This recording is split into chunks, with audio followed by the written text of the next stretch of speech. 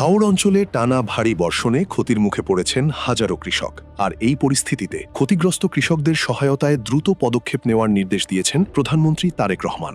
৭ মে বাংলাদেশ সচিবালয়ে অনুষ্ঠিত এক গুরুত্বপূর্ণ সভায় প্রধানমন্ত্রী স্পষ্টভাবে নির্দেশ দেন, প্রকৃত ক্ষতিগ্রস্ত কৃষকদের চিহ্নিত করে স্বচ্ছ ও নির্ভুল তালিকা প্রস্তুত করতে হবে, কারণ এই তালিকার ভিত্তিতেই আগামী ৩ মাস কৃষকদের আর্থিক সহায়তা দেওয়া হবে।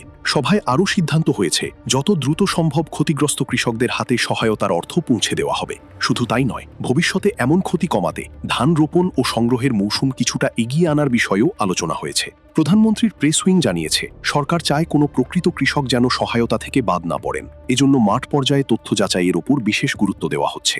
এর আগে গত ২৯ এপ্রিল জাতীয় সংসদেও প্রধানমন্ত্রী জানিয়েছিলেন, হাওড়াঞ্চলের ক্ষতিগ্রস্ত কৃষকদের চিহ্নিত করে সরকারের পক্ষ থেকে ৩ মাস সহায়তা দেওয়ার চেষ্টা করা হবে।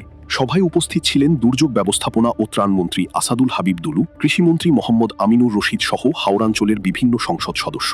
বিশ্লেষকদের মতে, দ্রুত সহায়তা এবং স্বচ্ছ তালিকা প্রস্তুত করা গেলে সংকটে থাকা কৃষকদের জন্য এটি বড় স্বস্তি হয়ে উঠতে পারে। একই সঙ্গে আগাম পরিকল্পনা ভবিষ্যতের ক্ষয়ক্ষতি কমাতেও গুরুত্বপূর্ণ ভূমিকা রাখতে পারে। ভিডিওটি ভালো লাগলে শেয়ার করুন সবার সাথে।